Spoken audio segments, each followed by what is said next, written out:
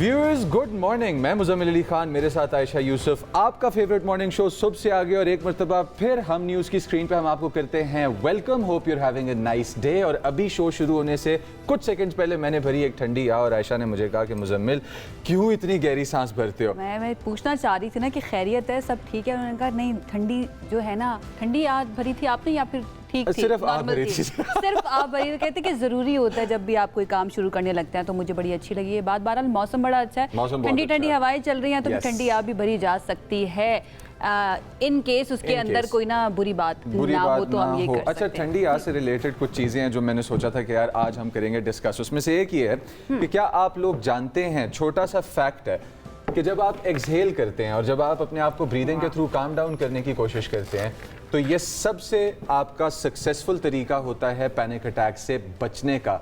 तो learn how to breathe. छोटी छोटी वीडियोस हैं यूट्यूब पे, अपने ऊपर अपने सेल्फ वर्क की रूटीन के अंदर ब्रीदिंग एक्सरसाइजेस को अच्छे तरीके से सीखना और प्रैक्टिस करना भी डालिएगा। शॉर्टकट है आपकी नर्व्स को काम करने के लिए। आयशा, अगर आपको ब्रीदिंग एक्सरसाइज के बारे में अगर मैं कहूँ आप प्रैक्टिस करें, तो आप मुझे क्या कहेंगे? मैं प्रैक्टिस करती हूँ या सीखूंगी? नहीं, मैं ये कहूँगी कि मैं कोशिश करूँगी, करती नहीं हूँ लेकिन मैं कोशिश करूँगी। लेकिन सांस लेना तो सबको आता है ना, अच्छा सांस लेना कैसे होता है वो मुज़म्मिल ने बता दिया, उसको प्रैक्टिस करना ज़रूरी है। तो आई ट्राई डेफिनेटली, क्योंकि नई से नई चीज़ें सीखते रहने से ही हम आगे बढ़ते हैं। और जब आप जवान हो ना, तो फिर ज़रा जज्बा जो है ना वो और भी जमा हो जाता है। और मैं जवानों की बात इसलिए करी क्योंकि आज 12 अगस्त है और आज दुनिया भर में नौजवानों का आलमी दिन मनाया जा रहा है, वर्ल्ड यूथ डे मनाया जा रहा है। एक ऐसा दिन जो सिर्फ नौजवानों की तवानाई और सलाहियतों के बारे में नहीं है, बल्कि इस बारे में भी है कि ये तवानाइयाँ और सलाहियतें जो हैं, क्या इसको मुल्क के मुस्तकबिल के लिए इस्तेमाल किया जा रहा है? क्या मुल्क के मुस्तकबिल की बेहतरी के लिए इसके ऊपर काम किया जा रहा है? इंटेंट क्या है? क्या सिर्फ अपने लिए काम करना है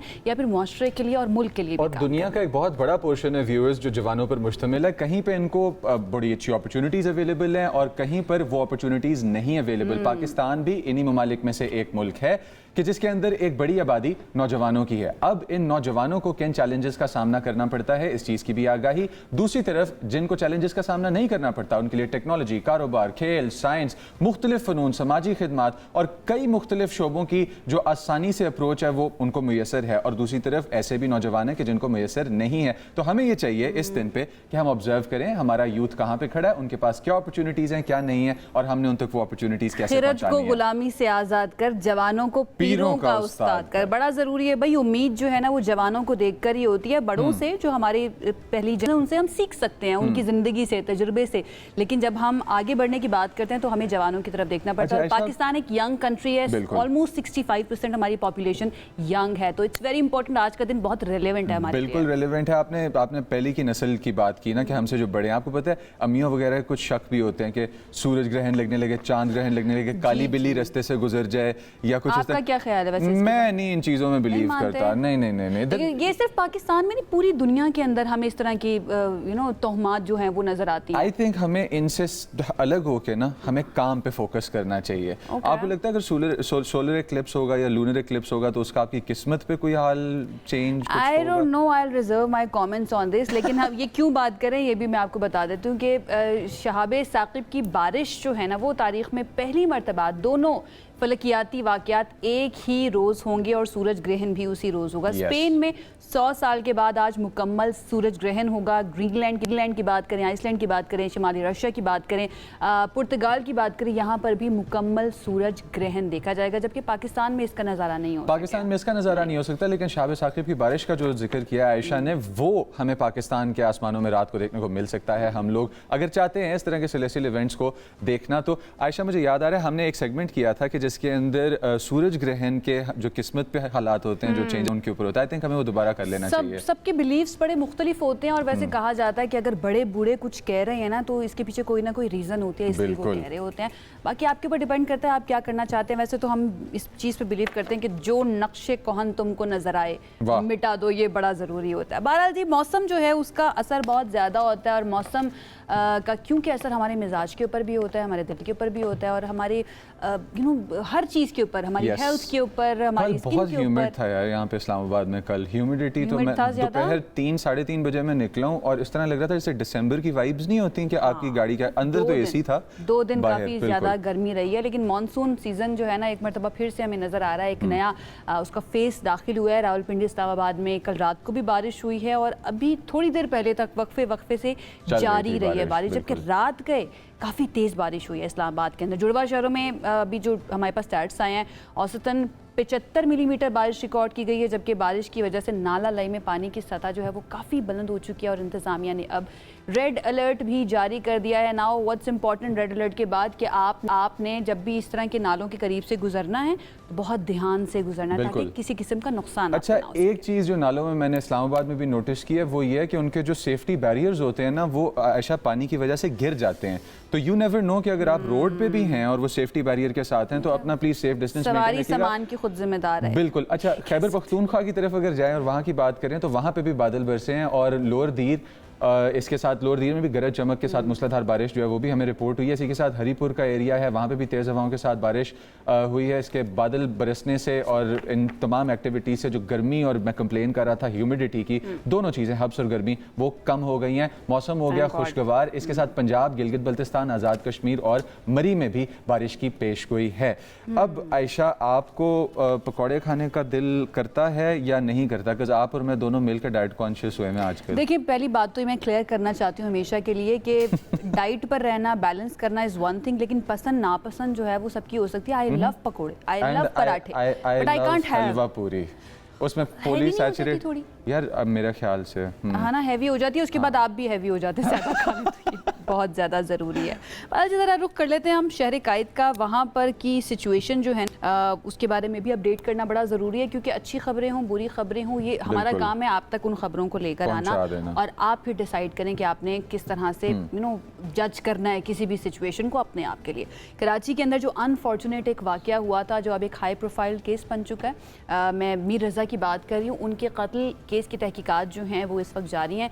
नई तहकीकाती टीम ने भी अपनी इन्वेस्टिगेशन का आगाज़ कर दिया है और जाए वक़ुआ का उन्होंने दौरा किया है, जो शवाहिद वहाँ पर मौजूद थे उनका जायज़ा लिया है, जबकि जो मीर रज़ा के वालिदैन हैं वो भी उनके साथ मौजूद थे। तफ्तीशी ज़राए अब ये बता रहे हैं कि जाए वक़ुआ की जियो फेंसिंग करवाई जाएगी जहाँ से यानी उनकी बॉडी मिली थी, और मीर रज़ा के वकील ये बता रहे हैं, उन्होंने दावा किया है कि कत्ल से पहले मीर रज़ा पर तशद्दुद किया गया था। 12 घंटे अगवाकारों की कैद में मीर रज़ा रहे, ये भी पता चला है, और लाश को ख़राब करने के लिए उस पर तेज़ाब भी डाला गया था। ये सारी बातें वो हैं जो मीर रज़ा के वालिदैन हमारे शो के ऊपर आकर बता कर गए थे और उन्होंने कहा था कि मेरे बेटे की जान ली गई है, उसे कत्ल किया गया है। सुसाइड नहीं है, ये कत्ल है। बिल्कुल इसी शो पे उन्होंने आके बताया था। उन्होंने तमाम तर जो उनके शकूक थे और जो कुछ उन्होंने देखा उस वक्त वो सब कुछ उन्होंने इसी स्क्रीन पे आपको बताया था। एक और बात आपको बताते चले कि मीर रज़ा कत्ल केस के अंदर जो एक इंपॉर्टेंट चीज़ सामने आई वो दूसरी रिपोर्ट है जो अब पुलिस को मिल गई हुई है, जो कि उनके दूसरे पोस्टमार्टम की रिपोर्ट थी, वो भी पुलिस को मिल गई हुई है। इसी दौरान जो तशद्दुद के बारे में बातें हो रही थी,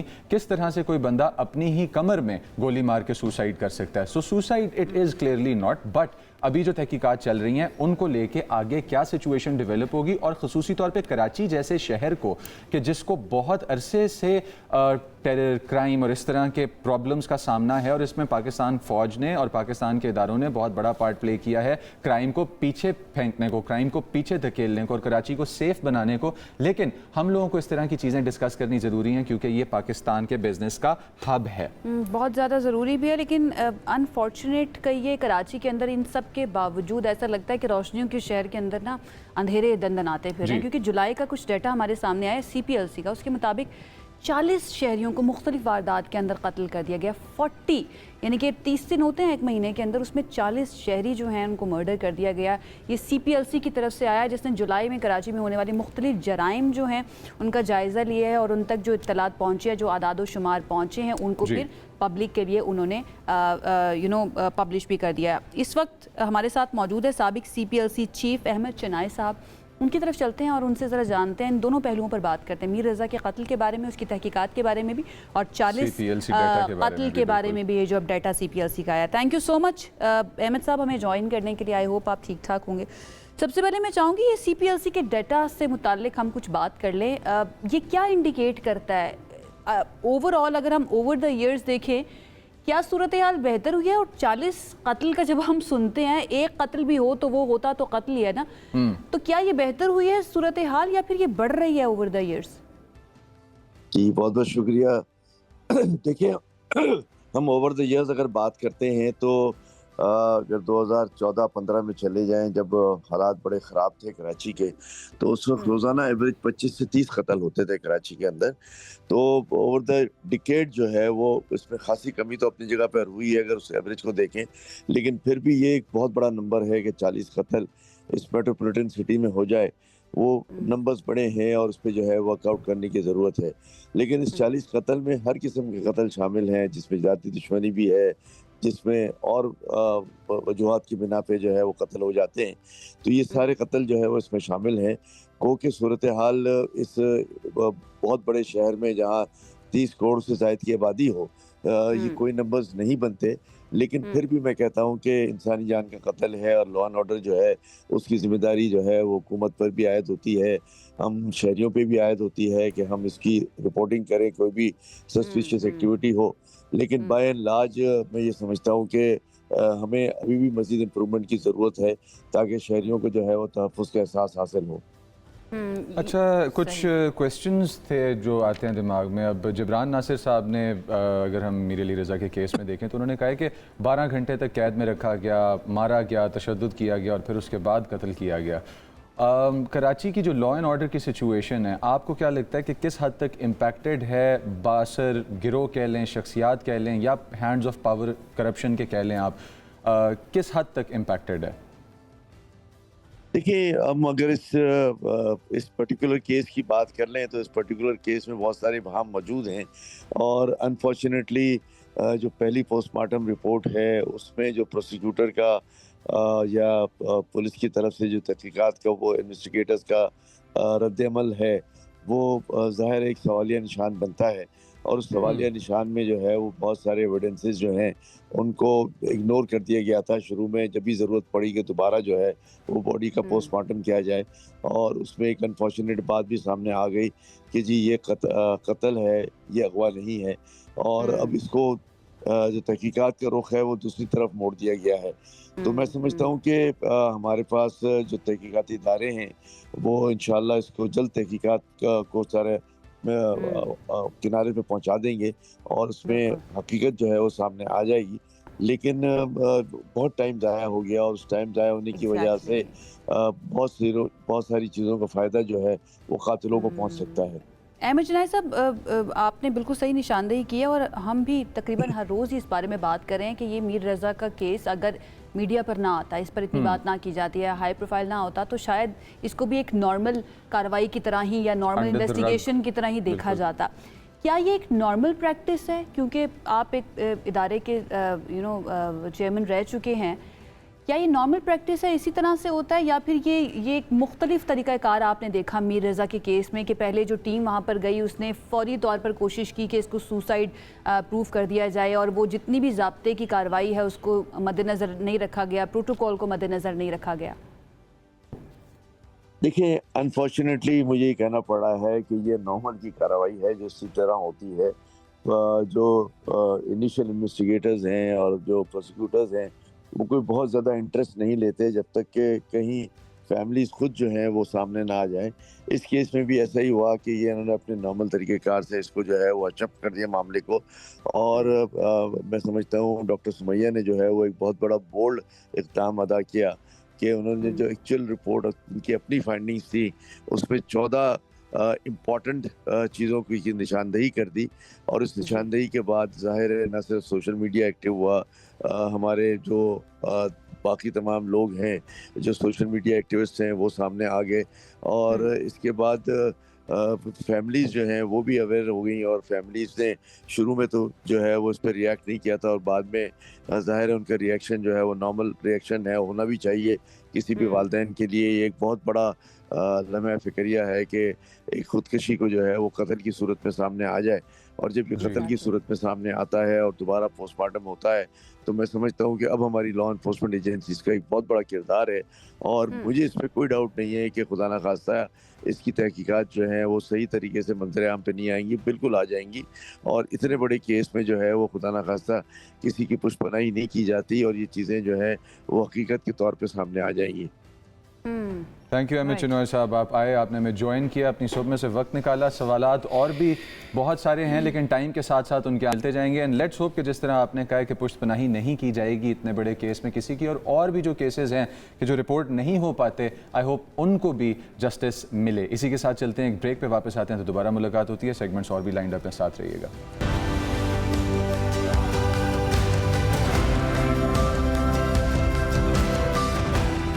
ब्रेक के बाद आपको खुशामदीद कहते हैं। ये कहा जाता है कि हंसना जो है ना वो बेहतरीन दवा है, लेकिन आजकल के हालात अब ऐसे हो चुके हैं कि ये दवा जो है ना वो भी आसानी से नहीं मिलती है। लेकिन खुशकिस्मती से हमारे दरमियान कुछ ऐसे लोग मौजूद होते हैं, अभी भी मौजूद हैं, जो रोज़मर्रा की बातों को, रोज़मर्रा के वाक़यात को जो नॉर्मली तो हम सरफ़े नज़र कर देते हैं, इतना देखते नहीं हैं, लेकिन वो इस तरह से बयान करते हैं, वो ऐसे स्टोरी टेलर बन जाते हैं, उनके अंदाज़ के ऊपर आपकी बेख्तियार हंसी निकल जाती है और इसी को कहा जाता है स्टैंड अप कॉमेडी। वैसे दुनिया भर में तो काफ़ी इसका ट्रेंड आ चुका है, पाकिस्तान के अंदर उतना ज़्यादा नहीं है, लेकिन फिर भी हमारे पास बड़े ज़बरदस्त किस्म के कुछ कमेडियंस और बहुत अच्छी सेंस ऑफ ह्यूमर रखने वाले लोग अभी भी मौजूद हैं। अहमद जावेद साहब की एक बात, उसके बाद मैं आपकी तरफ आ जाती हूँ। मुजम्मिल, वो कहते हैं कि एक ऐसा कहा जिसके ऊपर जब्त न रखा जा सके वो जहन में आने वाले 100 फलसफियाना ख्यालात से बेहतर होता है। क्या तो बात है। मुस्कुराना, कहा लगाना ये बहुत ज़्यादा ज़रूरी है। ह्यूमर जो है ना जी, ह्यूमर आप पैदा नहीं कर सकते, आप बना नहीं सकते, आप मैन्युफैक्चर नहीं कर सकते। बड़ी स्पॉन्टेनियस सी चीज़ होती है, या आपके अंदर है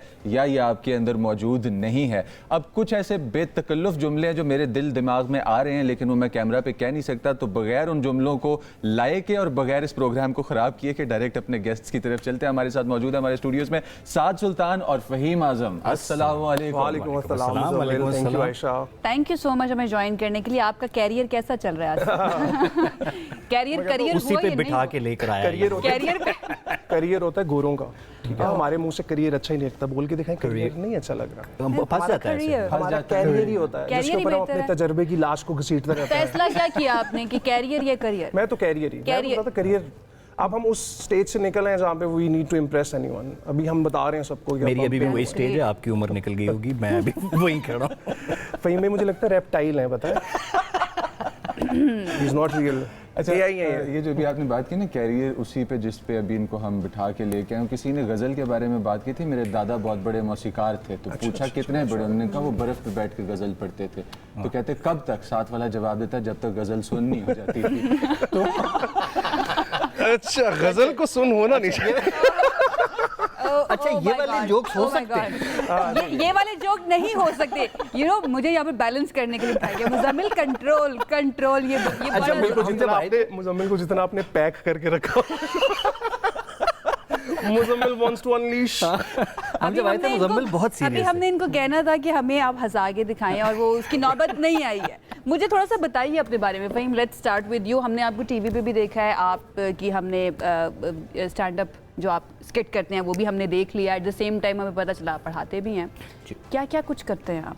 मैं बहुत कुछ करता हूँ, थोड़ा बहुत ये है कि कुछ भी ठीक नहीं हो रहा इसलिए सब कुछ कर लेता हूँ। तो हमारा एक दोस्त है, वो कहता है कि एक इंसान एक ही जिंदगी में 3 करियर कैसे तबाह कर सकता है। कैरियर कैसे तबाह? इस्लामाबाद का गलत इन्फ्लुएंस पड़ता है। इसके स्टूडेंट बन गए बेचारे। तो वो करता मैं बहुत कुछ हूँ और सब कुछ शौक से करता हूँ। वो हमारे जैसों के लिए एक लफ्ज़ निकाला था किसी ने, मल्टी पोटेंशियलाइट। तो अब मैं किसी को बताता हूँ तो किसी को समझ नहीं आती मैं क्या करता हूँ, इसलिए आप जैसे पूछते ही रह जाते हैं क्या करते हैं। That one cool uncle with questionable sources of income.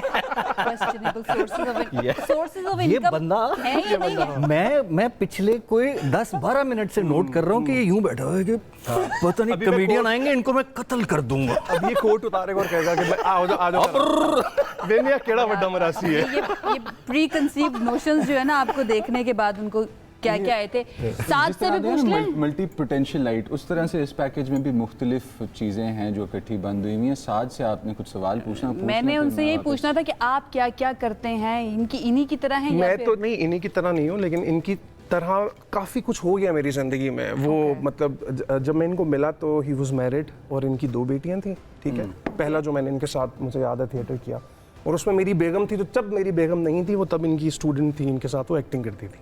अब मेरी भी 3 बेटियां हैं, माशाल्लाह। ठीक है, तो हम दोनों मिलके जो है वो 5 बेटियां लेके ये सोचने कि इनको जहेज कैसे दे। नहीं तो ये साथ तब से चलता आ रहा है ये या तब फिर से चलता आ रहा है। ओके, तो Literally 13 years। आप लोग साथ परफॉर्म इसमें करते मेरी भी हैं? 2 ऐड कर लेना, या फिर अल्लाह, 7 माशाल्लाह। बेटियां हो जाएंगी। बस फिर तो सीधे साडी लैंड पे आ जाओ। जी बिल्कुल सर, बिल्कुल हाँ, बिल्कुल हाँ, बिल्कुल सर, बिल्कुल। दुनिया में मुझे लगता है ये करियर स्विच होने की बात होने की बात हो रही है। हाँ? I think अनु मैं मुजम्मिल हम का- टीवी च चौक के ना यस सर, यस सर। रोडां ते ले जाना। सर बिस्मिल्लाह, हम टीवी तो चौक के ना कैरियर ते पाक है। नहीं कर लें आप लोग, मैं देख रही हूँ, कर लें, सुन तो लें। मेरा बस मैं शॉर्ट सा करियर आपको बताऊंगा कि पहला हिस्सा जो है वो मेरे वालिद साहब की वजह से निकला जिंदगी का, उनके पैसों पे, और अब मेरी बीवी के पैसों पे, ठीक है। तो आजकल मैं किताब लिख रहा हूँ जिसके फ़हीम भाई को ऑथर हैं, औरत की कमाई के फ़ज़ाइल।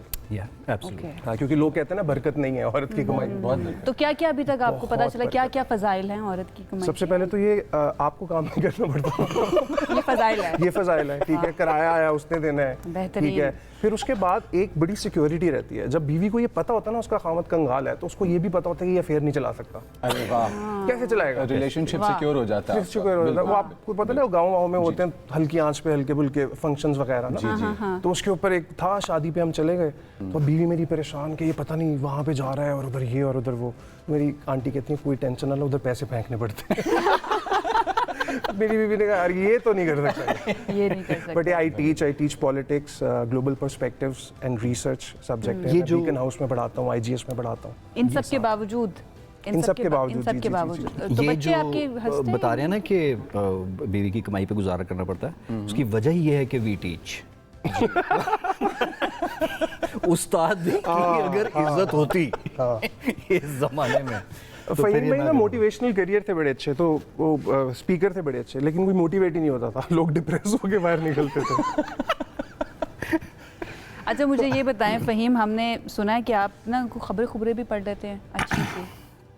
खबरें मैं पढ़ लेता होता हूँ। हाँ। न्यूज़ कास्टर का करियर मेरा होना चाहिए था। आप में से किसने न्यूज़ कास्टर का करियर दोनों ने स्टार्ट किया किया। था? दोनों ने न्यूज़ कास्टर का करियर शुरू किया था। हमने किया हुआ है। बस मेरा भी हो जाना चाहिए था, मेरा मुंह ठीक नहीं था शायद, तो फिर लेकिन कहते तो मुंह ठीक नहीं था। अच्छा इनके मैं एम्बिशंस जो है ना वो- इनमें इनसे बेहतर हूँ इस चक्कर में ना। मेरा मूड खराब भी होता था तो मैं खबरें पढ़ मुझे लेता लगा कह रहे हैं कि मेरा मुंह ठीक अपने था। मुंह पे इतना कॉन्फिडेंस है। इसको थोड़ा सा मुजम्मिल को थोड़ा सा अगर मैं मुंह की गल कर रहा मुजम्मिल को थोड़ा सा स्टॉक करें ना, तो हो सकता है कि पिछला करियर इसका कैन डॉल का हो। नोट किया आपने? ब्यूटीफुल, जस्ट लाइक भाई हम एक थोड़ी सी खबरें फिर आप अगर आप पढ़ के सुनाएं कंट्रोल करके, जैसे एक सीरियस होके एंकर को पढ़नी पड़ती मैंने है ना खबरें, सीरियसली वैसे। सुनानी, मेरे पास कोई कॉमेडी खबर नहीं। बस ठीक है, मैं तो कहाँ इंतजार यहीं सुना दूं या वहाँ जाके ना सुना? वहाँ जाके आप सुनाएं तो आपके ज़्यादा बेहतर। पोडियम आपका इंतजार कर रहा है। आप म्यूजिक देंगे साथ साथ हाँ दे बैकग्राउंड? देंगे, डिक चिक ये तबला भी न्यूज़ बजवा लें हमसे। ये न्यूज़ कास्टर यूं करता जरा अजीब सा लगेगा। इंडिया के तो करना शुरू हो गए हैं वैसे इस तरह। काफी टफ कंपटीशन होता नहीं, होगा आपको हम सायों का अब। तुम मेंटेन नहीं वो आगे craziness। वो अभी आगे वो है, आगे। वो आगे है, वो ज़्यादा बेहतर है हम कि आगे पीछे ही रहे। फिर रहे हैं, अल्लाह करे। पीछे रहे तो ज़्यादा अच्छा हम दूसरी तरफ जाने की कोशिश कर रहे हैं, हमने उधर नहीं जाना। ऑल राइट जी, 3, 2, 1 वो म्यूजिक पापा दिल्ली में जंतर मंतर की जिम्मेदारी हामून जादूगर ने कबूल कर ली है। उनका कहना है कि उलूलू हेलो 80 420 तुसी 911 तुसी 420 80 911 चुड़ैल नहीं तो डैन है मेरी प्यारी प्यारी पैन है ओनिया बोनिया शानिया। हामून जादूगर का कहना है कि कोहकाफ में भी जंतर मंतर करके हमने सामरी जादूगर से इस्तीफा दिलवाया था। सामरी जादूगर भी बीजेपी से थे, भूत जिन परिया। जंतर मंतर की शानदार कामयाबी के बाद पाकिस्तान में भी बंगाली बाबा का कारोबार चमक उठा है। हमारे नुमाइंदे से बात करते हुए उन्होंने बताया कि हमारा भी ठीक है, लेकिन जो जंतर मंतर सुगरा बीबी अपने बहू पे कराती है खुदा की पनाह। दिल्ली में होने वाले हालिया प्रोटेस्ट में मीडिया और मोडिया की तरफ से जिस झूठ और फरेब का सहारा लिया गया, उसको देख के इंडिया की जेनजी भी मानने को तैयार हो गई है कि रफाइल गिरने वाली बात भी सच ही होगी और स्कोर भी 6-0 ही रहा होगा। मुसद्दिक ज़राए से पता चला है कि पाकिस्तान, तुर्की और सऊदी अरेबिया के माबैन तय पाने वाले मुआहदे के बाद जो ट्रायंगल बना है, उसे मुल्क दुश्मनों ने बरमूदा ट्रायंगल का नाम दिया है। उनका कहना है कि यहाँ मत जाना, यहाँ जो जहाज जाएगा गायब हो जाएगा। पाकिस्तान ने दुनिया की बड़ी ताकतों को एक टेबल पे बिठा के पूरी दुनिया में नाम कमाया। जेडी वैंस ने वॉशिंगटन वापस जाकर कहा है कि I am very happy to be back in the States, लेकिन भाईजान लाहौर है। जंग के आगाज से लेकर स्ट्रेट ऑफ हॉर्मूज बंद रही है और उसकी वजह से गैसोलीन यानी पेट्रोल की तरसील भी रुकती रही है। पाकिस्तान ने अक़वाम मुत्तहिदा में स्ट्रेट ऑफ हॉर्मूज खोलने के लिए नुस्खा तजवीज़ किया है कि उसमें साबित इस्पगोल, सरसों का बीज और एक चुटकी कलौंजी डालें तो स्ट्रेट ऑफ हॉर्मूज खुल जाएगी। एक अच्छी खबर यह है कि पाकिस्तान में तेल के नए ज़खायर दरियाफ्त हुए हैं। यह कारनामा किसी अमरीकी कंपनी ने सरअंजाम दिया है। अभी तक मुकम्मल तफसीलात मालूम नहीं हो सकी, सिर्फ हुकूमत का बयान सामने आया है कि अमेरिका ने पाकिस्तान का तेल निकाल दिया है। पाकिस्तान एजुकेशन बोर्ड ने प्राइमरी की उर्दू किताब में मुहावरों को बदलने की तजवीज़ दी है। मुहावरे नए दौर की मुनासबत से रखे जाएंगे। चंद सिफारिशात में शामिल हैं ये मुँह और 1 लीटर पेट्रोल, 100 सुनार की 1 पेट्रोल पंप की, बंदर क्या जाने टैंकी फुल का स्वाद, पेट्रोल का जला हाइब्रिड भी फूंक फूंक कर पीता, मोहब्बत और जंग में हर चीज़ महंगी होती है, फुल टैंकी 1000 नेमत है। ताज़ा रिसर्च के मुताबिक चाइना की तरह अमेरिका में भी बच्चों का रुझान मैथ्स की तरफ बढ़ रहा है। वजह बताई जाती है कि बच्चे रोज़ गिनते हैं, अब इस हुकूमत को 901 दिन रह गए हैं, अब इस हुकूमत को 900, अब 899। एक ब्रेक ले लें। ब्रेक ले और लें। अब हम एक ब्रेक लेंगे, ब्रेक के बाद वापस आएंगे और जितनी घटिया खबरें रह गई हैं वो हम आपको शो पे सुनाएंगे।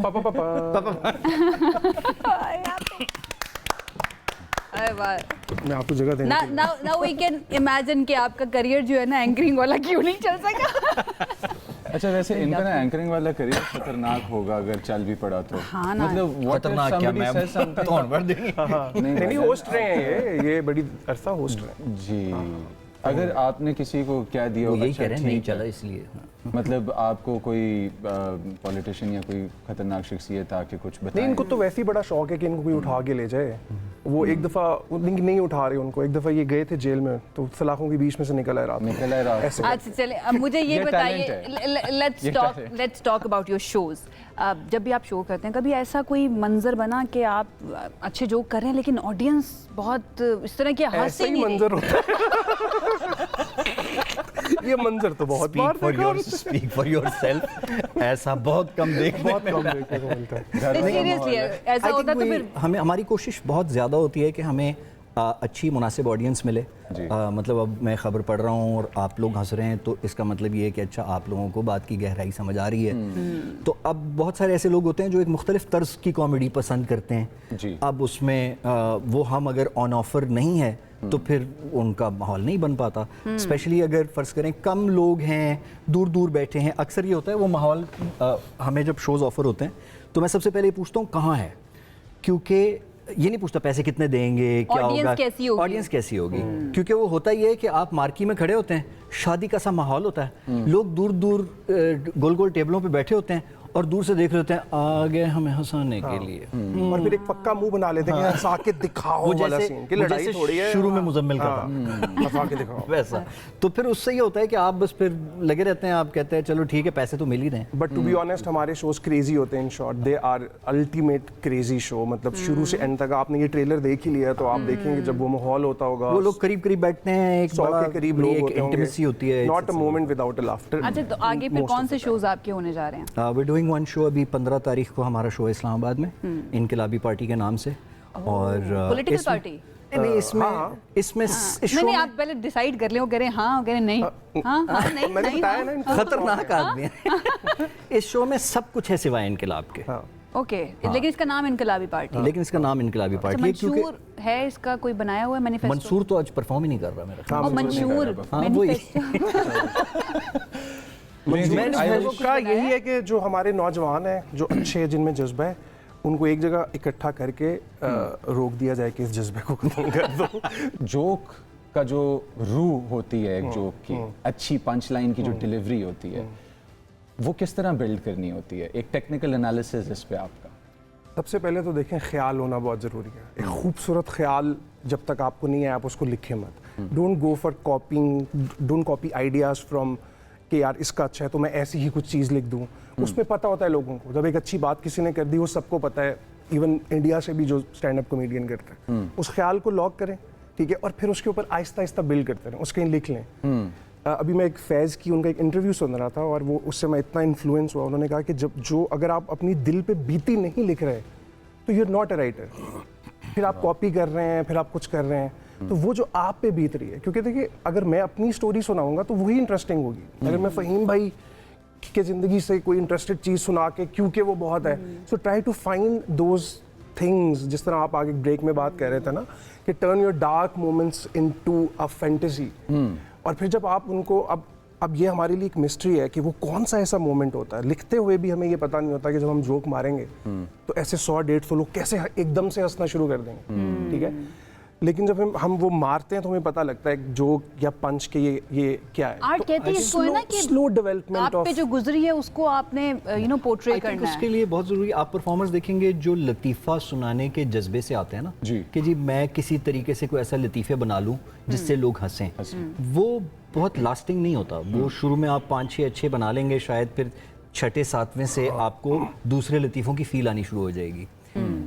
सो ये थोड़ा सा मुश्किल काम है इसमें क्वालिटी रखना, कि अगर आप सिर्फ हंसाने और लतीफ़े के लिए आ रहे हैं, अगर आप अपने कोर्स से कोई चीज़ निकाल रहे हैं और अपना, अब जो मैं खबरनामा शेयर कर रहा हूँ या जो हमारा वैसे ही ओवरऑल परफॉर्मेंस होती है, it comes from life, it comes from what we have gone through, और वो उससे ही होता है कि ऑथेंटिसिटी बिल्ड होती है, एक एतमाद आता है। मैं एक शख्स को जानता था, वो स्टैंड अप कॉमेडी करवाना चाह रहे थे, उन्होंने कहा जी मैंने कुछ लिखा है कि जब मैं फलाने मुल्क गया, तो उसके हवाले से उन्होंने कुछ मजे की चीज लिख रखी थी, और वो किसी जूनियर को बैठ के समझा रहे थे कि तुम ये परफॉर्म करना। मैंने कहा क्या नहीं हो सकता, ये नहीं गया वहां, तो वो ऑथेंटिसिटी ही खत्म हो जाएगी, वो बात ही खत्म हो जाएगी। और इस पे मैं सॉरी एम्फसाइज करना चाहूँगा कि 12-13 साल से हम जानते हैं और 8 साल से हम कॉमेडी कर रहे हैं प्रोफेशनल, और उसमें जितना फोकस फ़हीम भाई का ओरिजिनलिटी पे रहा है, इस हद तक कि हम वो हो जाते थे कि गुस्सा होता यार था। खुदा का नाम है। सबसे ज्यादा रेजोनेट क्या किया है ऑडियंस के साथ जब आप अपनी आई थिंक परफॉर्म जो कर रहे मेरी होते अगर हैं? करें तो वो ये जो एक यानी engaged रहे हाँ, वो audience। गांव से जो एक एक्सपीरियंस देखेंगे, जो गांव से शहर आने का experience it's very universal. I think it's what happened in the history कि लोग असल में गांव में Relate रहते थे कर और फिर पाते थोड़े हैं थोड़े शहर में आना शुरू हो गए, और फिर जब वो शहर में आते हैं तो वो हर तरह की बनावट को करने की कोशिश करता है, ठीक है, और एवरी डे दे और लर्न, वो पहचाने जाते हैं। वो पहचाने जाते हैं। अच्छा, आपको लगता है कि कितना एग्री करेंगे फ़हीम, क्योंकि आपका टाइम बहुत सारा है और बड़े डाइवर्स एक उससे आते हैं बैकग्राउंड से, तो चीज़ों के मतलब चेंज कर देना, ठीक है, how good of a technique is this to create a joke? मतलब चेंज कर देना से मतलब चेंज कर देना से मुराद ये है कि अब इंडिया के एक कॉमेडियन है, तो उनकी आंखें टेढ़ी थी, तो उन्होंने कहा कि मुझे अंधों से सख्त नफरत है, क्योंकि सारी सिंपैथी तो वो ले जाते हैं। जाते आई थिंक पर्सपेक्टिव बहुत इंपॉर्टेंट है, जो आप साथ से भी बात पूछ रहे थे ना, कि मुझे लगता है पर्सपेक्टिव बहुत इंपॉर्टेंट है कि आप किस नज़रिए से एक चीज़ को देखते हैं।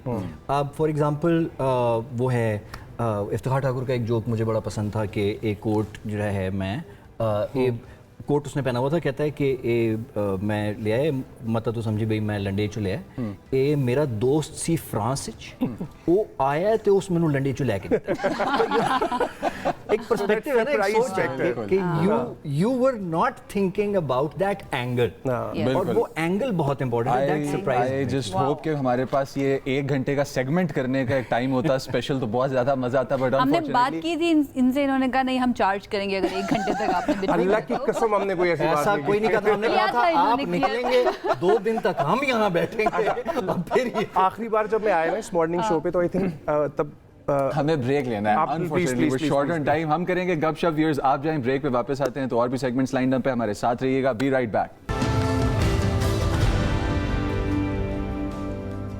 जी, ब्रेक के बाद आपको खुशामदीद कहते हैं। वेरी इंपॉर्टेंट टॉपिक, सड़कों और ट्रैफिक सिग्नल्स पर अक्सर हम परेशान होते हैं जब भी जा रहे होते हैं कि गदागर आ जाते हैं, भीख मांगने वाले आ जाते हैं, तो इन लोगों की बेहतरी के लिए या फिर इनकी वजह से जो दूसरे परेशानी का शिकार होते हैं उनसे बचने के लिए अब एक जामे प्लान बनाया गया है। ट्रैफिक की रवानी और बाज़ औक़ात सड़कों पर शहरियों की हिफाजत जो है वो भी इसकी वजह से मुतासर हो रही है। तो पंजाब में ट्रैफिक पुलिस की तरफ से अब पेशावर गदागर जो हैं उनके खिलाफ कार्रवाई के साथ साथ उनकी बहाली पर भी तवज्जो देने का फैसला किया गया है। DIG ट्रैफिक हैं पंजाब के मोहम्मद वकास नज़ीर, उन्होंने तमाम अजला में मौसर इक़दाम की हिदायत भी की है। जबकि अगर हम लाहौर की बात करें तो ट्रैफिक पुलिस ने बहाली मॉडल और दीगर अजला में भी अपनाने की तजवीज़ दी है कि इस तरह का मॉडल जो है ना बाकी अजला में भी होना चाहिए लाहौर के साथ साथ। अच्छा आयशा, आपको नहीं लगता कि एकदम से बीच में रोड क्रॉस करते करते आ जाते हैं आप, गाड़ी आपकी हाई स्पीड जा रही है, एक्सीडेंट्स होते हैं, प्रॉब्लम्स होते हैं। चले जाते हैं डायरेक्टली उस पर्सनालिटी के पास कि जिनको इस प्रॉब्लम का अंदर से पता है कि भाई ये है क्या। और मेरा क्वेश्चन ये है कि जो लोग ढीठ हो के आके खड़े हैं, पेशा बना लिया गदागरी को उन्होंने, उनको बहाल आखिर किया कैसे जा सकता है। सैयद अब्दुल रहीम शिराजी हमारे साथ मौजूद हैं, CTO लाहौर, उनके पास चलते हैं। सबसे पहले करते हैं उनको अस्सलाम वालेकुम sir and good morning. Thank you आप आए, आपने हमारे शो को ज्वाइन किया। जी वालेकुम, बहुत शुक्रिया जी, thank you for having me on the show and discussing this very important topic जी। Thank you Abdul Rahim. सबसे पहले तो ये बताइएगा कि ये पता कैसे चलाया जाएगा कि कौन पेशावर गदागर है या फिर कौन वाकई में ऐसा है जो कि भीख मांगने के लिए आया और उसका ताल्लुक किसी ग्रुप से नहीं है, ये कैसे डिफरेंशिएट किया जाएगा? जी वेरी इम्पोर्टेंट, ये जब से हमें ज़िम्मेदारी सौंपी गई है, पहले भी हमेशा से सिटी ट्रैफिक पुलिस लाहौर जो है इसको it's always at the four front, ये जो ड्राइव अगेंस्ट बेगरी होती है। लेकिन समहाउ ये देखा गया कि ये हम हमेशा जो है वो सेलोज़ में काम करते हैं बिकॉज जो वेग्रेंसी ऑर्डिनेंस है जो कि कानून इस चीज़ को डील करता है, उसमें उनका जो रिहेबिलिटेशन का एक एलिमेंट है और उनको रीसेटलमेंट का है और रीइंटीग्रेट करने का है, वो चीज़ें कहीं पर थी। तो अब जो पंजाब गवर्नमेंट की और मोहतरमा CM साहब पंजाब की जो विज़न है वो कहती हैं कि उन्होंने माशरे को इस लत से पाक करना है और लाहौर का सबसे पहले एक वो मॉडल जो है वो करना चाह रहे हैं ताकि राजी साहब थोड़ा सा लाहौर का मॉडल डिस्क्राइब करें, ये मॉडल एक्चुअली है क्या?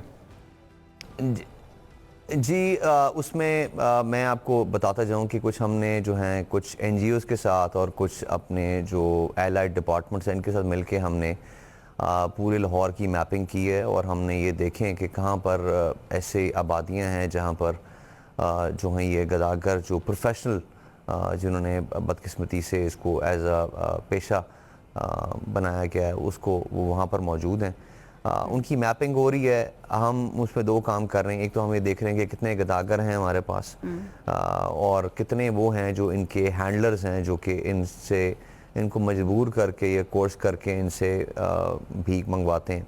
बिकॉज आपको पता है कि इसमें बहुत ज़्यादा फाइनेंशियल स्टेक्स इन्वॉल्व हैं लोगों के, एक पूरा माफिया। बिल्कुल। उसके साथ साथ हमने साइड बाय साइड एक वो जो झुग्गी तालीम वाला एक कॉन्सेप्ट है कि उनको बेसिक एजुकेशन जो है वो रिलीजन की भी और दूसरी भी एथिक्स की वो हम उनको दे रहे हैं। कुछ पर्सनल हाइजीन के कुछ हमारे साथ कोलैबोरेशन है वो कर रहे हैं। लेकिन जहाँ पर आपने रिहेबिलिटेशन की बात की तो वो हम ने इस तरह किया है कि हमने जो हमारे पास अभी तक हम एज ऑफ टुडे हम तकरीबन 4500 के करीब जो हैं बेगर्स हैं उनको स्ट्रीट से उठा के जो आपके चाइल्ड प्रोटेक्शन ब्यूरो है या सोशल वेलफेयर डिपार्टमेंट है या ईदी है या जेल्स में अगर वो प्रोफेशनल बेगर्स हैं तो उनको हम कर रहे हैं। होम डिपार्टमेंट की सरबराही में, होम सेक्रेटरी साहब की सरबराही में एक टास्क फोर्स बनी हुई है जिसके अंदर ये पूरा इस चीज़ को बड़ा जो क्रॉस सेक्टोरल हमारी एक अप्रोच चल रही है, होल ऑफ गवर्नमेंट अप्रोच चल रही है। जब हम ये बात करते हैं कि प्रोफेशनल बेगर्स के खिलाफ कार्रवाई की जा रही है तो हम क्या समझें कि सड़क पर चलता हुआ कोई भी अगर हमें गदागर नज़र आ रहा है तो उसके खिलाफ भी कार्रवाई होगी? अगेन वही मेरा पहले वाला सवाल कि हाउ डू यू डिफरेंशिएट कि कौन पेशावर है और कौन मजबूरी के तहत भीख मांग रहा है? जी ये देखें उसके अंदर जो कानून आपका है इसमें वेग्रेंसी ऑर्डिनेंस 1958 है और ट्रैफिकिंग इन पर्सन 2018 का जो 2025 में अमेंड हुआ है। दे आर वेरी क्लियर कि अगर कोई बंदा किसी छोटा सा पेन या वो बेचने के लिए या आपको वाइपर पकड़ के आपकी विंडस्क्रीन साफ़ करने के लिए वो उस कर रहा है और आपको पता है कि आपने उससे वो चीज़ लेनी भी नहीं और ना आपने उससे वो काम कराना है और वो सिर्फ बेसिकली आपसे चैरिटी लेना चाह रहा है, तो वो सारे ज़ुमरे में आते हैं, लेकिन ऑफ कोर्स उसके बाद इनकी स्क्रीनिंग होती है। लेकिन जिस चीज़ की तरफ मैं थोड़ा सा आपको हाईलाइट करना चाहूँगा, जो कि हमने इस दफ़ा मुख्तलिफ किया है हमने जो स्मॉल इंडस्ट्रीज़ हैं उनके साथ मिलके एक MOU तरतीब दिया है, जिस पे हम जो भी हम गदागर पकड़ते हैं और जो हमें समझ आती है कि जो वाकई ही बहुत ही नामसाइद हालात की वजह से इस लत में पड़ा है, उनकी हम साइकोलॉजिकल प्रोफाइलिंग, उनकी ड्रग डिपेंडेंसी और तमाम तर वो चीज़ें करने के बाद जब वो देखते हैं कि वो वाकई उसमें एक जहद, वो जुस्तजू है एक काबिल और एक फ़ाल शहरी बनने की, तो उनको हम माइक्रो फाइनेंस या फ्री ऑफ इंटरेस्ट हम उनको ना सिर्फ उनको 5 से 10 लाख रुपए जो है वो कर्जा लेके देंगे, बल्कि उनकी जो डिपेंडिंग ऑन देयर एजुकेशन जो क्वालिफिकेशन है उनको हम स्किल सेट भी देंगे। बिल्कुल ठीक है। कौन से इदारों के साथ ये कोऑर्डिनेशन है? जी उसके अंदर हमारे पास अपनी पुलिस के अंदर हमारे पास बहुत एडवांस साइकोलॉजिस्ट हैं जो कि उनकी साइकोमेट्रिक टेस्टिंग कर रहे हैं। उसके अलावा ड्रग डिपेंडेंसी के लिए हमने उन तमाम के जो टेस्ट करा लिए कि देख लें कि उनको किसी किस्म की ड्रग डिपेंडेंसी तो नहीं। अगर वो ड्रग डिपेंडेंसी होगी तो हम उससे पहले उनको रिहेबिलिटेट करेंगे, जो हमारे पास बहुत सारे इदारे हैं। और उसके बाद उनकी सबसे ज़्यादा इंपॉर्टेंट चीज़ आई बिलीव कि उसके अंदर वो सेंस ऑफ सेल्फ वर्थ या सेल्फ रिस्पेक्ट उसकी इंटैक्ट होनी चाहिए, कि वाकई वो समझता है कि मुझे अगर वो स्किल सेट दिया जाए तो मैं माशरे का एक बेहतर शहरी बन सकूँगा।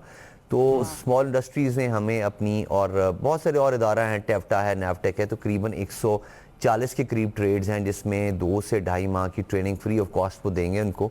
और स्मॉल इंडस्ट्रीज़ वालों ने हमें कमिट किया है कि अगर जो वो स्किल सेट उनको देंगे और साथ उनको लोन देंगे, वो जो भी आर्टिफैक्ट्स बनाएंगे या जो भी चीज़ें बनाएंगे उनसे वो दोबारा से परचेज कर लेंगे, ताकि शिराजी और साहब, सारी ये तो मकसद जो इस जी प्लीज कंटिन्यू।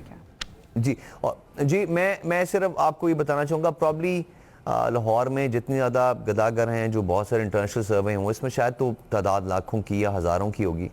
तो प्रॉब्ली हम हर किसी को तो शायद जो है ये माइक्रो फाइनेंस या इंटरेस्ट फ्री लोन नहीं दे सकें। लेकिन what I want to do is कि इस एक्सरसाइज से हम उनको हम सक्सेस स्टोरीज बना लें, कोई इंस्पायरिंग स्टोरीज बना लें। बहुत ज़रूरी है और वक्त की ज़रूरत भी है ये रहीम साहब, और वी रियली अप्रिशिएट इट कि इस तरह से इन लोगों का भी ख्याल रखा जाएगा। अब 14 अगस्त आने वाली है, तो ज़रा ट्रैफिक प्लान के बारे में भी बता दीजिए कि लाहौर के लिए ख़ास तौर पर क्या प्लान रखा गया है, और इसके साथ ये भी जोड़ लीजिएगा कि ये जो गदागर हैं और ये जो पूरी कैंपेन अब शुरू की जा रही है, मेक श्योर कैसे किया जाएगा कि जो लोग आकर ट्रेनिंग लें उसके बाद वो फिर वही काम करें जिसके लिए उनको ट्रेनिंग दी गई है। कैपिटल इन्वेस्ट हुआ है जिसमें।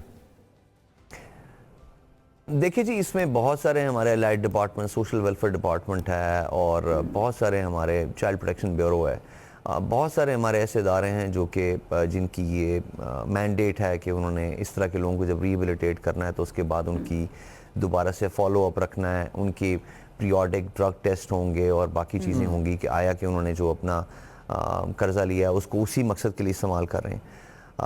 आपने जो पहला सवाल किया, 79th हमारा इंडिपेंडेंस डे हम कर रहे हैं, और आपको पता है कि तमाम पाकिस्तानी, तमाम शहरी बहुत जोश व खरोश से इसको मनाते हैं। और पिछले कुछ सालों से अल्लाह सुब्हान तआला की खुसूसी मेहरबानी, मार्का हक और ये जो मक्का डिक्लेरेशन, और पाकिस्तान हमेशा से ये जो खारजी तौर पे बिल्कुल अभी सेंटर स्टेज पे है, तो इसकी वजह से आपने देखा कि एक जो हमारे अंदर जोश व जज्बा है वो बहुत ज़्यादा बढ़ा हुआ है।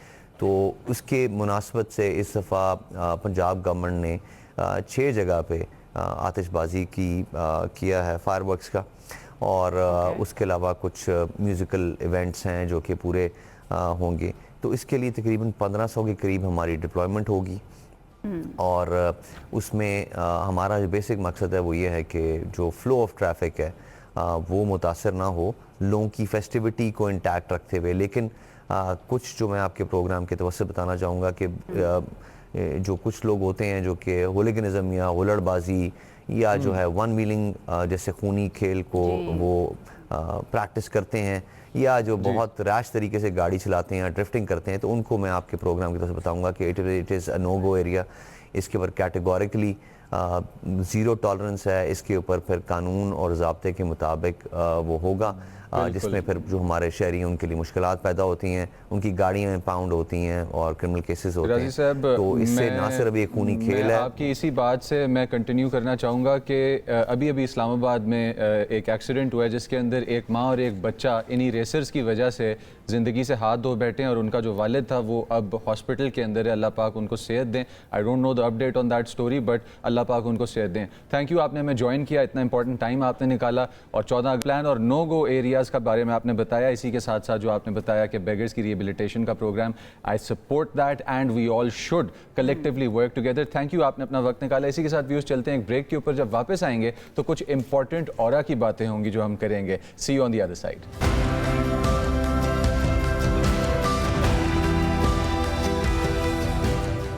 Welcome back once again. हम ज़िंदगी में बहुत सारे लोगों से मिलते हैं, लेकिन कुछ लोग ऐसे होते हैं जो हमेशा के लिए हमारे जहन पर एक नक्श छोड़ जाते हैं। हमें याद रह जाता है, चाहे वो मामूली या सरसरी सी मुलाकात हो कि उनके बात करने का तरीका बड़ा मुख्तलिफ था, या उन्होंने ये बात की और वो बात मेरे साथ बहुत ज़्यादा रेजोनेट की, हालांकि वो एक नॉर्मल सी बात होती है। मोस्टली ऐसा होता है कि उन लोगों के अंदर उनकी पर्सनैलिटी जो है ना बड़ी मुख्तलिफ होती है। या तो बात करने का तरीका मुख्तलिफ होगा या ख्याल मुख्तलिफ होगा, जो कुछ भी होगा वो उनके ऑरा से बहुत ज्यादा रिलेट करता होगा। आपके साथ कभी ऐसा हुआ है? बिल्कुल। और आयशा, आपके साथ भी हुआ होगा कि आप किसी को अप्रोच करने लगते हैं तो आपको पहली एक फीलिंग आना शुरू हो जाती है, उनकी आपको ना एनर्जी फील होना शुरू हो जाती है। वाइब्स कहते हैं ना, वाइब्स कहते हैं। और जिस तरह चांद के गिर्द हाला होता है ना, उसी तरह से एक एनर्जी का एक हिसार होता है हमारे इर्द गिर्द, जिसको अब हम ऑरा पॉपुलर वर्ड हो गया है तो अब हम ऑरा के साथ ही चलेंगे। खैर, अब होता क्या है कि आपको अप्रोच करने के साथ समझ आना शुरू होता है कि आप किसके साथ इंटरेक्ट कर रहे हैं, कौन सा ऐसा इंसान है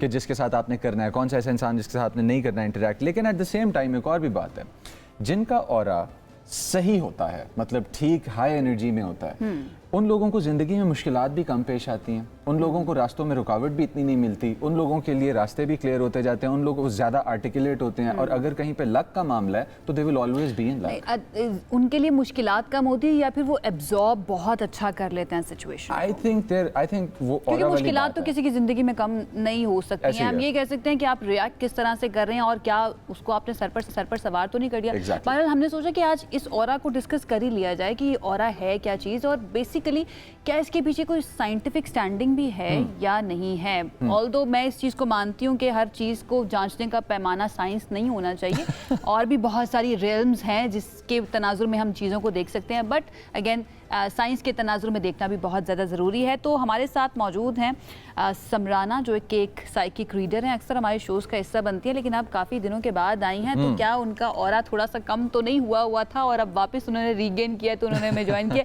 अस्सलाम वालेकुम समराना, कैसी हैं आप? वालेकुम अस्सलाम जी, अल्हम्दुलिल्लाह, सुपर गुड, सुपर हेल्दी। और जैसे आपने बात की तो मेरा ऑरा जो है वो मजीद बढ़ गया है। We can see that, हमें नजर भी आ रहा है माशाल्लाह। You are looking very good. Samrana, ये बताइए व्हाट इज ऑरा, ये क्या है ऑरा? बेसिकली अच्छा, बहुत ही एक टर्म ना एक आम हो गया, बल्कि अब तो ये जेंजिस की फेवरेट टर्म भी बन गया है कि मेरा ऑरा किल कर दिया। सो बहुत आप सुनते होंगे। ऑरा इज समथिंग जो एक मैग्नेटिक फील्ड है या फिर एक जो प्रोटेक्शन लेयर है जो आपकी बॉडी के इर्द गिर्द होती है। जैसे जब भी हम पैदा होते हैं, जब भी कोई इंसान पैदा होता है तो उसकी अपनी एनर्जीज होती हैं जो उसके साथ जो बाय बर्थ से होती हैं एंड तक जो है वो उसके साथ चलती हैं। तो उसका उन एनर्जीज को या उस प्रोटेक्शन लेयर या उस हाले को जो है जो कि इंसान के साथ चलती हैं, उसको जो है वो हम आसान अल्फाज में ऑरा कहते हैं। अच्छा, इसकी जो साइंटिफिक बैकिंग है ना, पहले थोड़ा सा वो मैं बताता चलूँ व्यूअर्स को कि आपकी बॉडी जिस फ्रीक्वेंसी पे एक हेल्दी इंसान की बॉडी चलती है 7 पॉइंट सम हर्ट्ज की फ्रीक्वेंसी है, जो आप एक्चुअली मीटर्स अगर लगाएंगे तो उसके ऊपर आप ये एनर्जी रीड कर सकते हैं। और इसी तरह से बीमार इंसान की एनर्जी और होती है और एक बहुत हाइपर इमोशनल इंसान की एनर्जी और होती है। Now coming back to the topic of aura, आपको क्या लगता है, सिंस आप साइकिक रीडर हैं, क्या आप पहचान सकती हैं कि यार टॉक्सिक इंसान कौन है, किससे मुझे ट्रबल होगा, किससे मुझे बात करनी है नहीं करनी, बैक स्टैबर कौन होगा? क्या आप ये चीज़ें देख के पहचान लेती हैं? ट्रू, बिल्कुल जी। जैसे जो साइकिक रीडर होते हैं या फिर जो ऑरा रीडर्स होते हैं वो आपकी एनर्जी काउंट कर लेते हैं। अच्छा, अब तो इजी वे भी है, अब तो एप्स भी आ गए हैं, काफी सारी एप्स हैं जिनसे आप जो है वो अपना ऑरा देख सकते हैं। जो आपके इर्द गिर्द जो फील्ड है, आपकी एनर्जीज हमेशा 100 पे होती हैं। सो अब बहुत सारी ऐप भी जो है वो इंट्रोड्यूस हो चुकी हैं जिनसे आप देख सकते हो, बट देखिए अल्लाह ताला ने ना ह्यूमन इंट्यूशंस वो इतनी ज्यादा स्ट्रांग बनाई हुई है कि फौरन से ही आप जो है वो कोई नेगेटिव एनर्जीज, नेगेटिव ऑरा, जैसे ही रूम में कोई ऐसा इंसान इंटर होता है जिसका ऑरा जो है वो नेगेटिव है, चाहे वो कोई रिलेटिव है, जो भी है व्हाटएवर, तो आपको फौरन जो है इंट्यूशंस, आपके जो एंटीनाज हैं वो खुद ब खुद आपको, आपका ब्रेन जो है वो बता देता है। उससे क्या होता है, रूम की वाइब चेंज हो जाएगी। इवन एक शख्स उसके आने से ना आपकी अपनी एनर्जीज लो हो जाएगी, और ऐसा ऑरा जो कि नेगेटिव है, ऐसा शख्स जिसका ऑरा नेगेटिव है, वो आपकी सारी पॉजिटिव एनर्जीज भी जो है ना वो अपने साथ ड्रेन करके ले जाएगा। तो you have to be very careful कि आप जो है वो थोड़ा आप अवॉइड कंप्लीटली कुछ लोगों के दरमियान या कुछ लोगों की मौजूदगी में ड्रेन फील करते हैं। या आपको समझ नहीं आती कि I was fine just a minute ago और अचानक से पता नहीं क्या हुआ। तो I completely agree with you, हम रिलेट कर सकते हैं इस चीज़ से। हम अपने ऑरा को बेहतर कैसे कर सकते हैं? लाइक 100% आपने मुजम्मिल को तो बता दिया, लेकिन जिन लोगों का ऑरा अभी 100% नहीं है, वो कैसे अपने ऑरा के ऊपर काम करें ताकि वो अपने पोटेंशियल पर जा सकें? बिल्कुल जी, देखिए अपना जो ऑरा है या अपनी प्रोटेक्शन लेयर है वो हम उसको खुद इंक्रीज कर सकते हैं, खुद से हम उसको जो है वो चेक कर सकते हैं और उसको एनहांस भी कर सकते हैं। तो इसके लिए डिफरेंट रेमेडीज भी हैं, और जो है वो जैसे हम कहते हैं कि नमक को हम जो है वो जब भी कोई तंत्र मंत्र या जादू भी होता है तो आप देखते हो जब सर्कल बनाते हैं तो हमेशा नमक के साथ, अब साइंस भी प्रूव करती है कि नमक जो है वो एंटी बैक्टीरियल भी है, एंटी नेगेटिविटी भी है। तो एक ट्रिक दे देती हूँ। अच्छा, जिनका ऑरा नेगेटिव है ना उनको पता चल जाता है, बिकॉज आपने सुना होगा जैसे कहते हैं कि इसको तो नजर बहुत ज्यादा लग जाती है, या फिर ये बहुत ज्यादा बीमार रहता है, या बहुत ज्यादा आप सुस्ती का शिकार हो जाते हो, या फिर आपके जो काम है वो डिले होना शुरू हो जाते हैं। तो मीन्स इस बंदे का ऑरा जो है वो कंपैरेटिव टू दूसरा जो पर्सन है वीक है। और जो पॉजिटिव ऑरा होता है वो बहुत, आपको आप देखोगे लाइवली, जैसे ही कोई पॉजिटिव ऑरा जो है वो आपके करीब गुजरेगा या आपको क्रॉस करेगा तो यू फील गुड, आप जो है वो खुशी महसूस करेंगे। और अच्छा, हमेशा जो सक्सेसफुल लोग होते हैं उनका ऑरा भी बहुत ज्यादा स्ट्रॉन्ग होता है। ठीक है, एक तो आपको ट्रिक बता दूं मैं कि आपने हफ्ते में एक दफा, ठीक है, एप्सम सॉल्ट होता है या पिंक सॉल्ट, बड़ा हिमालय का सॉल्ट मिल जाता है, पिंक सॉल्ट, आपने हफ्ते में एक दफा बाथ लेना है उससे।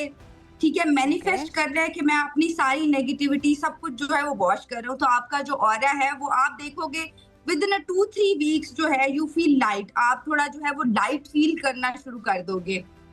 ओके, ठीक है। अच्छा, तो साइंटिफिक स्टैंडिंग है इसके पीछे? बहुत सारे लोग जो बहुत ज़्यादा ये देख रहे होते हैं कि भाई इसके पीछे साइंस है या नहीं है, प्रूव कर सकते हैं या नहीं, साइंटिफिक स्टैंडिंग है इसके पीछे?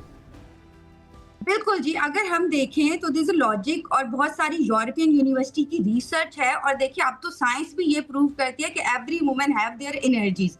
ठीक है, तो एनर्जीज को हम कहते हैं कि ऑरा, आपकी जो एनर्जीज हैं, आपकी प्रोटेक्शन लेयर है, आपका जो हाला है वो आपका ऑरा है। सो अब तो साइंस भी ये प्रूव करती है कि हर ह्यूमन की जो है वो एनर्जीज हैं जिसको आप इंप्रूव भी कर सकते हो।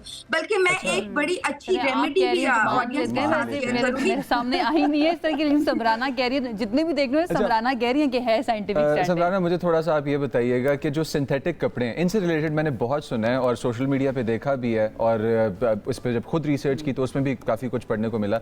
लिनन, कॉटन बेहतर है सिंथेटिक कपड़ों को पहनने से? क्या वाकई इसमें कोई डिफरेंशिएशन है? स्टोन्स के बारे में बताइए, कुछ स्टोन्स के बारे में भी कहते हैं कि उनसे भी आप बेहतर कर सकते हैं ऑरा। जी, एक तो सबसे पहले मैं, अगर आप मुझे इजाजत दो, तो एक ट्रिक बड़ी अच्छी शेयर कर देती हूँ, एक रेमेडी बड़ी अच्छी शेयर कर देती हूँ। ठीक है, अच्छा, बीइंग अ मुस्लिम तो हम इतने ज्यादा ब्लेस्ड हैं, हमारे पास तो देखिए हम अगर 4 कुल पढ़ लें, आयतल कुर्सी पढ़ लें ऑटोमेटिकली। अच्छा, मैं बताऊं, ये मशीन से, ये जब हमारे पास इक्विपमेंट्स होते हैं तो जब हम एनर्जी को काउंट करते हैं तो जो शख्स आयतल कुर्सी 4 कुल पढ़ के आता है ऑटोमेटिकली उसके इर्द गिर्द जो है वो पैनल ग्रीन होता है। ठीक है, जब भी कोई डार्क ऑरा वगैरह होता है ना तो उसके इर्द गिर्द सुरमई या ब्लैक या इस तरह का जो है वो लाइट्स होती हैं। जैसे लाइट्स होती है ना, आपके इर्द गिर्द सर्कल होते हैं, ऑरा रीडर्स को हम लोग देख लेते हैं कि किसके जो है वो लेयर किस तरह की है। ठीक है, तो being a Muslim we are very blessed, but जो मुस्लिम नहीं है उनके लिए एक बहुत अच्छी रेमेडी शेयर कर रही हूँ कि आप जो है वो अपना ऑरा क्लीन कर सकते हो घर पे बैठे बैठे खुद। ठीक है, एक तो मैंने बात का बता दिया नमक से, दूसरा नमक। ठीक है, नमक चुटकी भर आपने लेना है, ये देखिए मेरे हाथ में है पिंक सॉल्ट आपने ले लेना है चुटकी भर। Okay. ये अपनी कलाई, ठीक है, ये अपनी कलाई पे आप रखोगे नमक। ठीक है, इसको आपने 7 टाइम क्लॉकवाइज, ठीक है, और नीचे गिर जाएगा कोई बात नहीं है, एंटी क्लॉकवाइज 7 टाइम। ठीक है, Okay. ये करके आपने मैनिफेस्ट करना है कि मैं अपना जो, अच्छा आपको ना यहाँ पे वाइब्रेशन फील होगी बकायदा।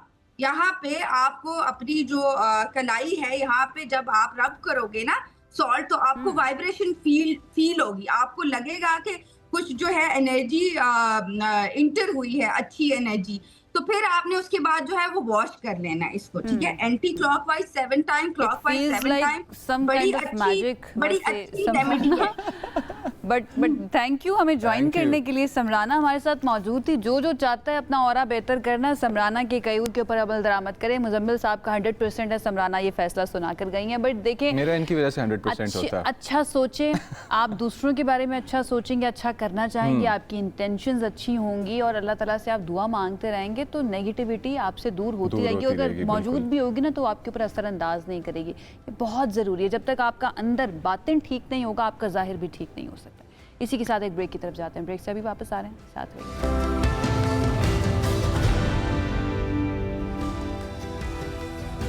जी, एक और अपडेट आपके साथ शेयर करते हैं और वो ये है कि हुकूमत पंजाब की हिदायत पर सूबे भर में होटल्स, रेस्टोरेंट्स, कॉफ़ी शॉप्स हो गए या फिर इवन मैरिज हॉल्स हो गए, यहाँ पर आर्जी या कच्ची रसीदों का इजरा जो किया जाता था अब वो नहीं हो पाएगा।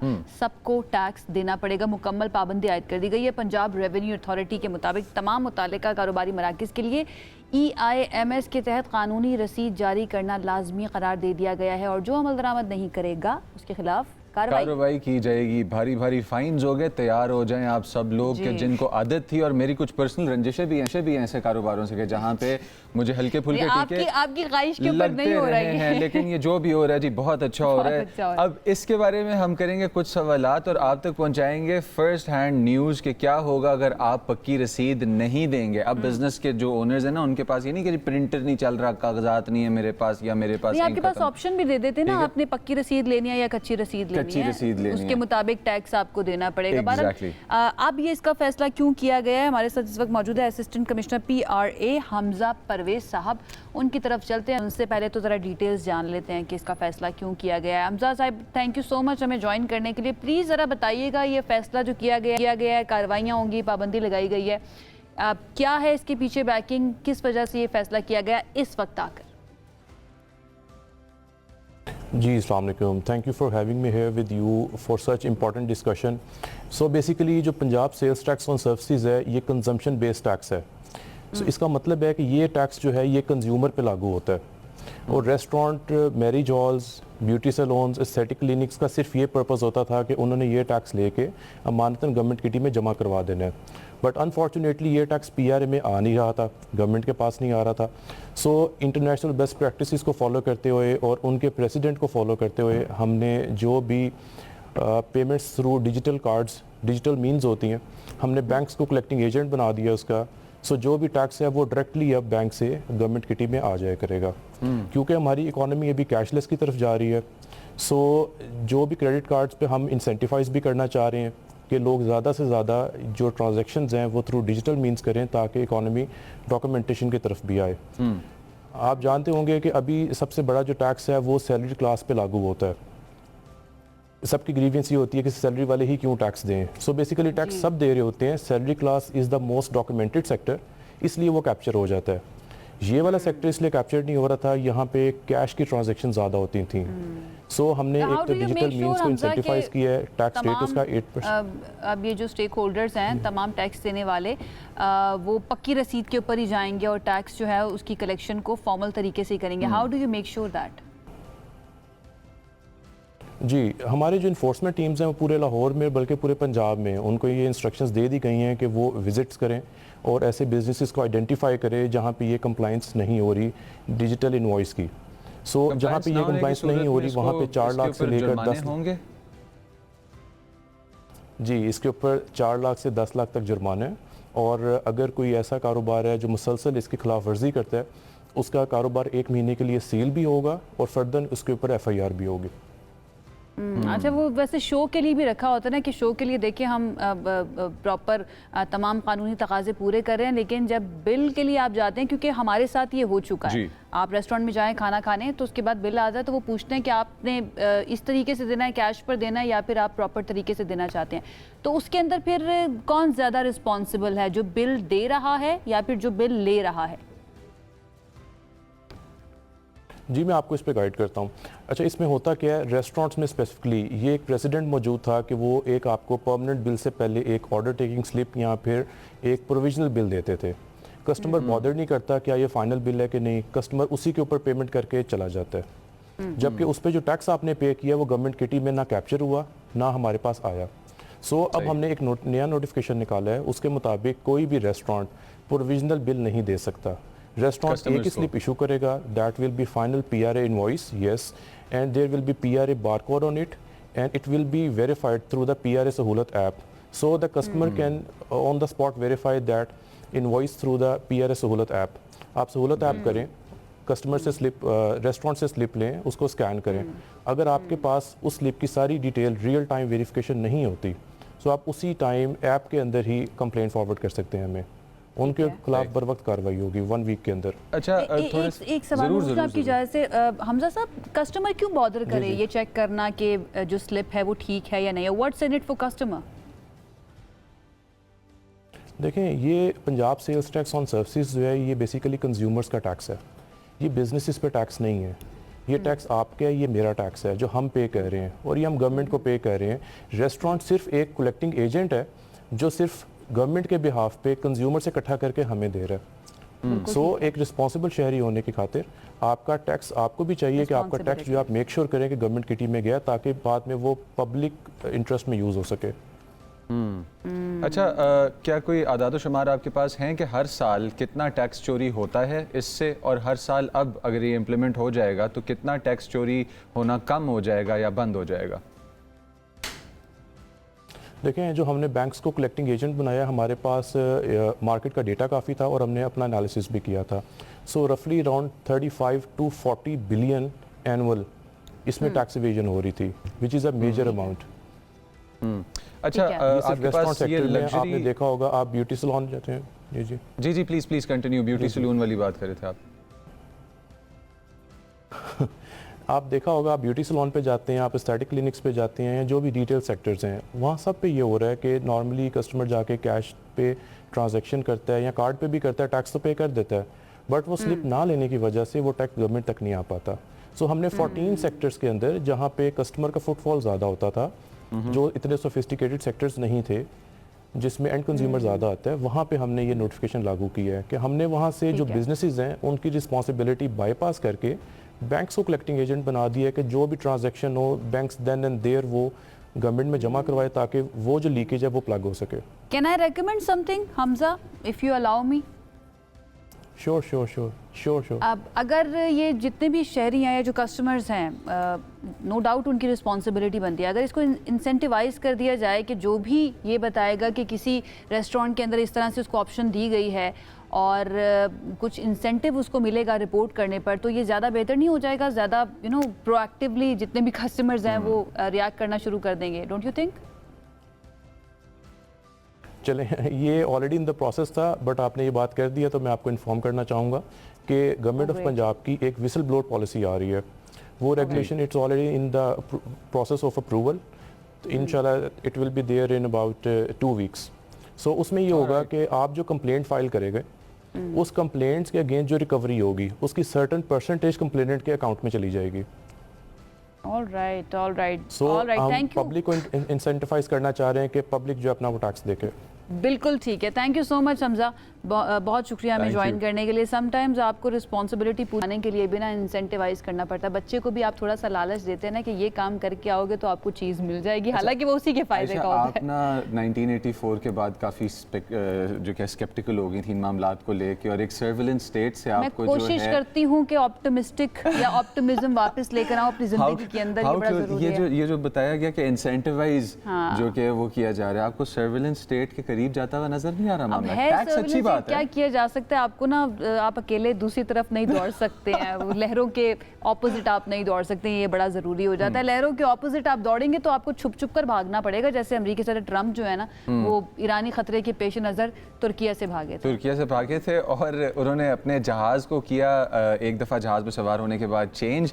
शॉर्ट आपको स्टोरी का खुलासा बताते चले, उन्होंने बताया कि ईरान के थ्रेट की वजह से उन्होंने अपना एयरफोर्स A1 जो कि है वो बोर्ड किया, उसके बाद वो उसमें से निकले और निकल कर वो एक फूड केटरिंग के जो कि उनके ट्रक्स होते हैं, उन ट्रक्स के थ्रू फिर सीक्रेट सर्विस ने उनको एक और जहाज़ पे चढ़ा दिया और वहाँ पे मौजूद जो एयरफोर्स 1 का उनका जेट होता है प्रेसिडेंट का, उसके अंदर मौजूद जो लोग थे, जो प्रेस था, जो मीडिया था, उनको भी नहीं पता चला कि प्रेसिडेंट जो है वो जहाज़ से निकल चुके हैं और उनको खतरा यही था कि क्योंकि बहुत ज़्यादा उस वक्त क्लैशेस चल रहे थे, कॉन्फ्लिक्ट बहुत ज़ोरों पर था ईरान और अमेरिका का, तो उनको डर था कि कहीं उनके प्लेन को हिट ना कर दिया जाए ईरान की तरफ से, इसलिए उन्होंने दिखाया ये कि वो इस प्लेन पर जा रहे हैं, फिर वो गए किसी और प्लेन पर। आई वंडर वैसे इतना सीक्रेट था तो ब्रॉडकास्ट सारी दुनिया में क्यों किया, बट वी हैव अब टू आकर किया है ना जी। वक्त गुजरने के बाद। 12 जी वक्त हमारे पास हो चुका है ख़त्म। कुछ मजीद इस तरह की दुनिया भर की खबरें लेकर एक मरतबा फिर से हाजिर होंगे कल इंशाल्लाह, उस पर तबसरा भी करेंगे और थोड़ी हमारा जो बैंटर है वो भी चलता रहेगा। लेकिन अभी के लिए हमें इजाज़त दीजिए, आप भी जाकर अपने दिन को एंजॉय कीजिए, अपने काम पूरे कीजिए। अल्लाह हाफ़िज़।